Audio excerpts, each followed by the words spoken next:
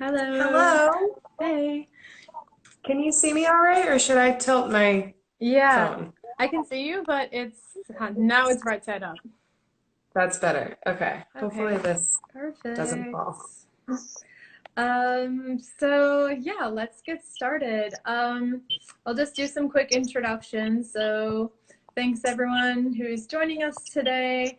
I'm Carrie Weidner of Tennis Recycles, and I'm here with Kristin Hanczor of the Green Sports Alliance. And in honor of Earth Day, we're talking about the future of sustainability in the sports world. So, Kristen, first of all, how are you doing?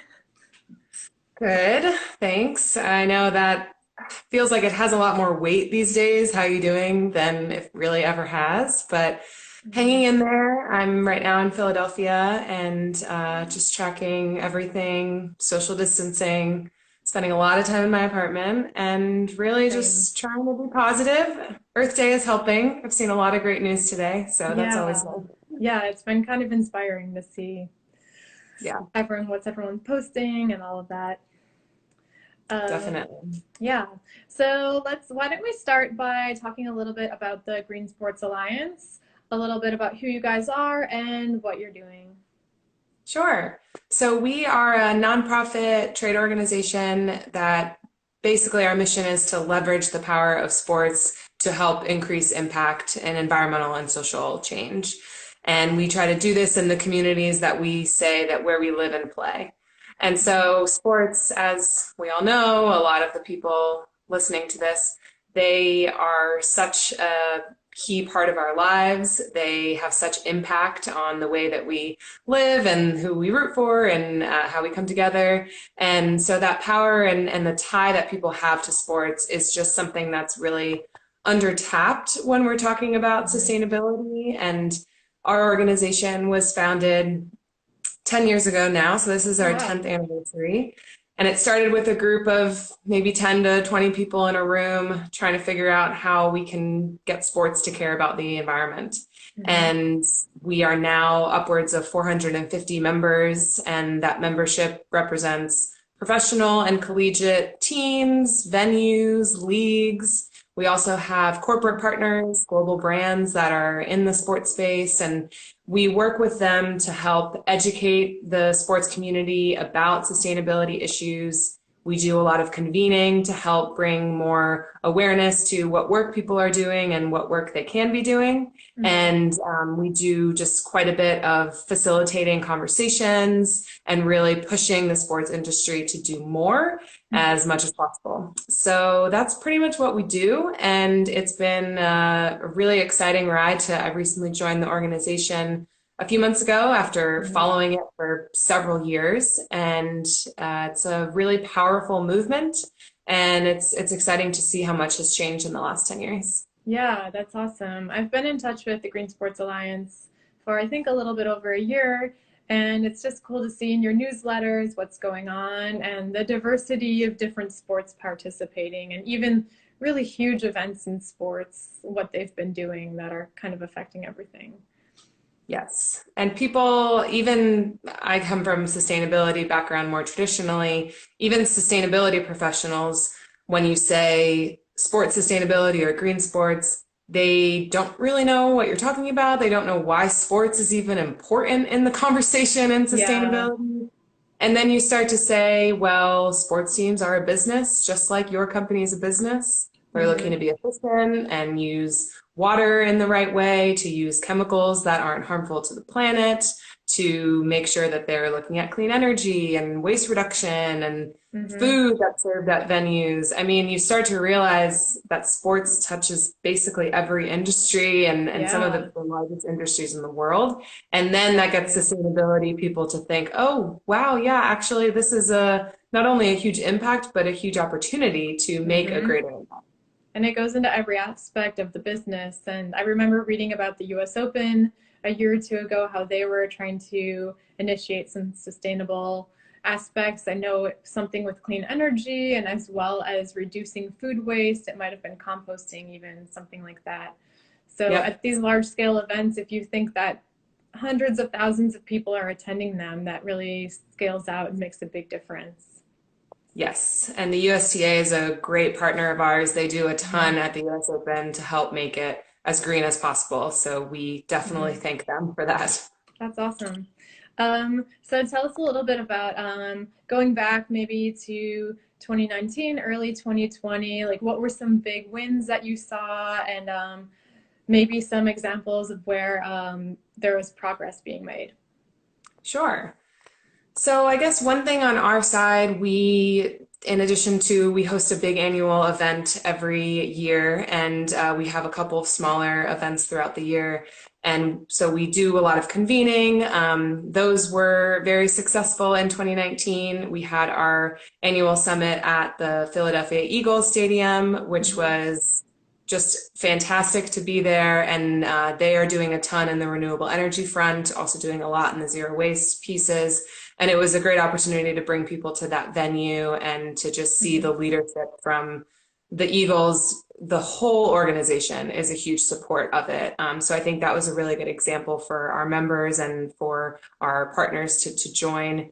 We work to put out different playbooks that we call, so Hmm. typically case studies more in the traditional Oh, sustainability language. interesting. And we focus on different topics throughout the year. We launched a greener cleaning playbook last fall, which was Hmm. really well received. And that's basically helping venues to switch to more environmentally preferable cleaning products Oh, when they're looking interesting. to clean their That's venues. something I'd also never Yeah. think of. I mean, in your own home, you're like trying to buy the right products and the right packaging, but at that scale, you don't always think about it. Right. Yeah. So that was a really great topic that we dug into. And then I guess a couple other examples, maybe more people have heard of with the college football playoffs. So the national Hmm. championship that happened in New Orleans this January, we partnered with them for the first time to help do more of the on the ground greening of the event itself. Hmm. And we've now kickstarted a partnership as we're already planning for the 2021 football playoffs. And so that will be whether it is waste actually on the ground at the event, Hmm. whether it's procurement, what they're choosing to buy, Okay. whether the partnerships that they have. So really just helping to guide another example of an event that's really Hmm. focusing on it. And then one of my favorite examples actually from this year, which I think was the most media coverage I've ever seen of something green Hmm. sports related, so it's been really exciting for me, is at the Super Bowl host committee, Hmm. wherever the game is hosted, there's a group of people that come together and focus on sustainability efforts. And this year, they partnered with Ball Corporation, which is one of our corporate members, and they actually had all of the beverages within the stadium at the Hmm. game served in aluminum Ball cups, Oh, and they were interesting. branded with the Super Bowl logo. And Hmm. so I just thought it was this perfect example of it made it cool for the fans. They got to take home this awesome Hmm. cup if they wanted to. So every Um, beverage was in a reusable container that, oh, awesome. yeah, That's really that was cool. also recyclable. They encouraged people if they didn't want to take it home, it was fully aluminum, so it could be Hmm. recycled. And so it just was this great example of reducing waste while also not negatively impacting the game experience. And Hmm. people just really loved it. So Yeah, that and was everyone probably one wants of a my favorite. souvenir when they go to one of these events anyway, so it kind of works out. Yeah, and souvenirs that you can recycle, I think Hmm. are some of the best souvenirs, Even or that you can better. reuse. Yeah. Yeah. So yeah, those are probably some of my favorite, and we have a lot of things planned. Of course, we don't know what's going to happen over the next couple Hmm. of months, but it's really exciting to see where things have come. That's awesome. And related question, do you see any specific sports or specific teams or individuals kind of setting an example for everyone else? Yes, and I think anyone who really does any work in sustainability or in sports knows there's just so many different things you can do. Hmm. So we see leaders in a bunch of the different issue areas that we focus on. Hmm. I guess a few that I find most exciting and that I think are interesting for people. Maybe first I'll call out the NHL as a great league example. So the Oh, National nice. Hockey League, they have an extremely strong commitment to environmental sustainability.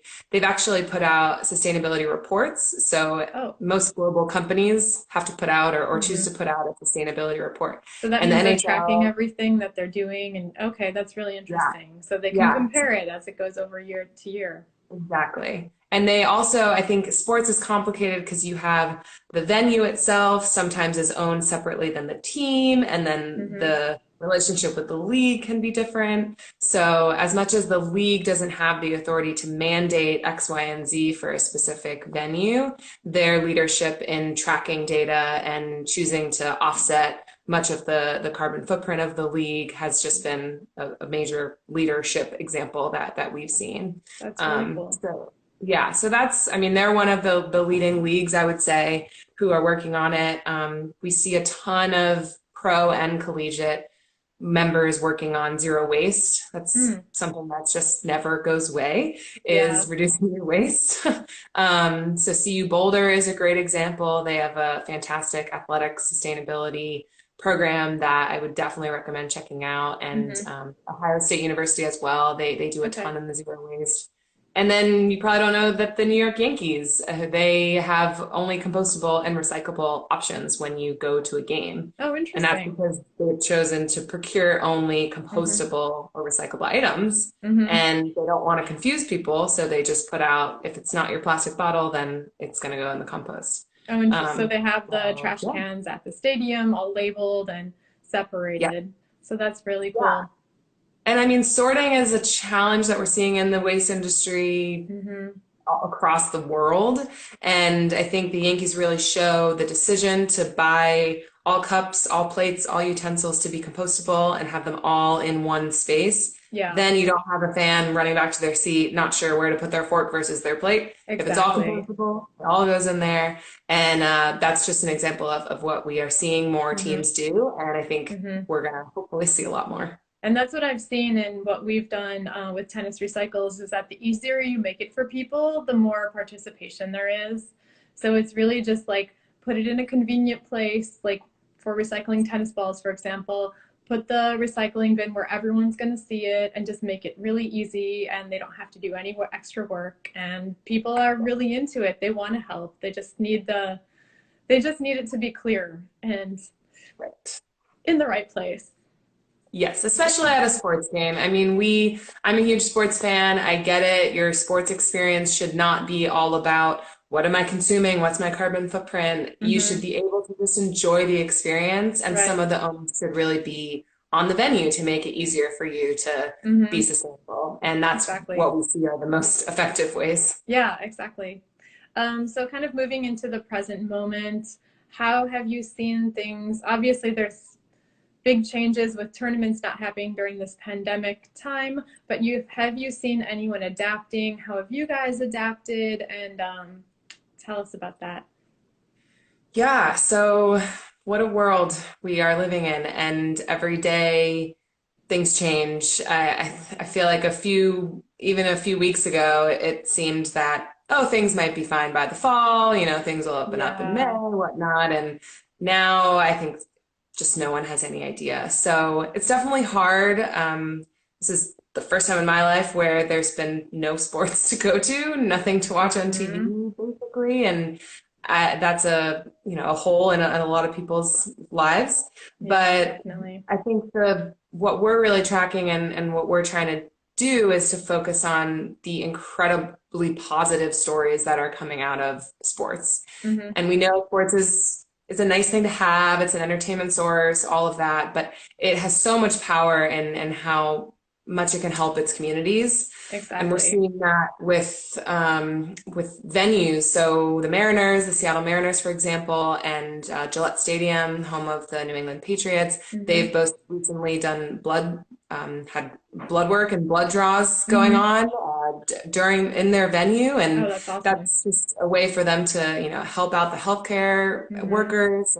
We're seeing athletes donate part of their salary to help cover the pay for the employees of the venue that no longer have a Oh, job that's until sports open amazing. up again. We are seeing teams donate supplies, offer their team planes to go get supplies, and Hmm. really just, I think my favorite story is recently the Boston Red Sox. They were on John Krasinski's Some Good News Oh, right. new thing His that new he's show. supposed to.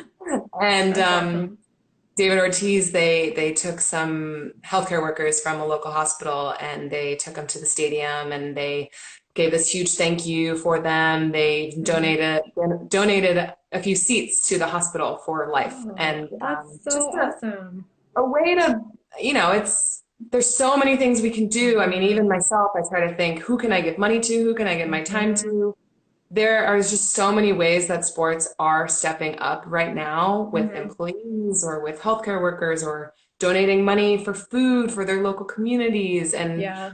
our job, for us as an organization, we really need to bring to light all of these stories. So we've been Hmm. spending a lot of time focusing on sports response to COVID Hmm. rather than when sports going to happen again, because I think Exactly. sports can have a huge impact even if they're not in season. Totally. And all of the major athletes are so influential and everything they say really they really have a platform too to make a difference. So it's really cool to see the people who are using that to something positive also.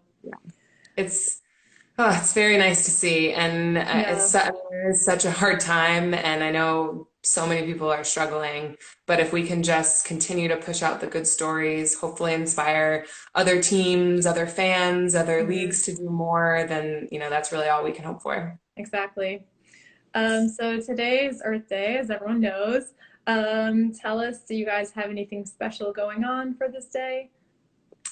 Yeah, so it's a unique Earth Day, 50 years, which is Hmm. fantastic, Yeah. and yet unfortunately all inside, but still an extremely important day for us to celebrate. And as an organization, we are doing a couple of things. So one, we have partnered with another fantastic organization called the Sport Ecology Group. Hmm. They are a collection of academics who do a lot of research in the sports and environmental intersection. So we've put together a series of 4 webinars throughout the month of April Oh, on very different cool. sports sustainability topics, an Earth Month series to make it Hmm. longer than just today. So we just wrapped that up this week, and together with their group, we launched today a list of 50 curated green sports resources for Hmm. people to learn more about the space, if they already are in sports sustainability, to have more Hmm. access to some guidelines of what they can do better. Oh, that's So great. that was launched today, and I Hmm. am happy to share the link. It's at the Sport Ecology Group's website, and it is also on our social media. It'll be on our Instagram and Twitter. So Awesome. And I'll share that's that what we're after big this on. talk as well. Okay, We'll great. post it to our site too, because that's something I think that there's options out there that people don't even know exist. And to sports organizations who want to get involved and want to do something, it sounds like a great resource for them. Yeah, so we're really excited to have that launched and available to everyone. And then I guess the last thing we are doing, again, push people to our social media sites. We have collected stories related to environmental and social sustainability Hmm. from our sports members, our corporate members, and we're really using today and this week to push those out. So less of hosting our own thing. I mean, my inbox is full of join this thing today, enjoying this celebration today, which No. is great. So instead of adding another event, we're doing more just promotion throughout the week and just Hmm. trying to raise awareness amid this really tough time, but to Yeah, keep the momentum going. exactly. So let's say I'm a tennis club, or I'm even an individual player, or I'm a professional athlete, and I really want to get involved in some green initiatives. How do you recommend I would go about that? Sure. So there are a lot of opportunities, some of which are harder now that we Mm-hmm. are stuck in our homes. Mm-hmm. But I would first encourage people to just go to our website, greensportsalliance.org. We have a lot of news there. We have our playbooks, which I mentioned up there that people can take a look at, some Mm-hmm. guidelines for recommendations we have. We also have summary reports for all of our major summits that we have every year. Mm-hmm. This one was planned for June at the Viking Stadium in Minneapolis. It is hoping to be postponed as we watch everything, but Yeah. we're planning a lot for that. And if people are able to come, or we may add a digital component to that. Mm-hmm. So potentially keep an eye out for virtual opportunities. And then I would definitely encourage people to sign up for our newsletter. That's another link I'm happy to share, or people can send me an email, just Kristin, my first name, at greensportsalliance.org. We are always looking for more groups, no matter what size, interested in working in the sports sustainability space. And we find much more success in our partnerships. So we definitely want to find more people to work with. And throughout this time when we have to just all be virtual, we can still make the most of it. That's awesome. Last question for you. Do you have a favorite sport, favorite athlete, or favorite team, and why? Whew. I like to say that generally I am just an avid sports fan. I am not one of those typical diehard with the team. I'd much rather watch a full day of football and not really care who's playing than, I mean, of course, the big games are exciting, but I really, I just prefer to really watch a good game. I guess sport, I would say watching, I would probably say football. Playing, I was a volleyball player in college, so still enjoy to play that.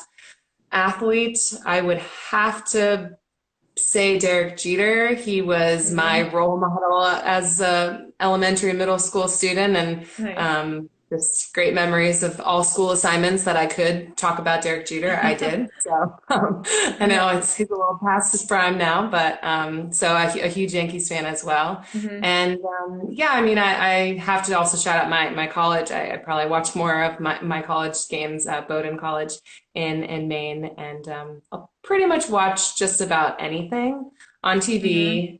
I would say attending a game. Nothing beats a beer in the outfield at a baseball game, though, on a summer day. Baseball games are good to attend in person. I agree with you there. There's something, an aura in the air of the experience, and super classic. And the stadiums now are, I mean, maybe sustainability. They all are focusing on better food, better beverage options, more of an open air feel where people can walk around, and it's just become more of a just activity and less of a sit and watch. So I think I really miss that. I'm excited the sun's coming out, and I'm really hopeful that we can get back to games. But like I said, at this point, there's a lot more important things we can do, and we're definitely trying to do our best here to help out.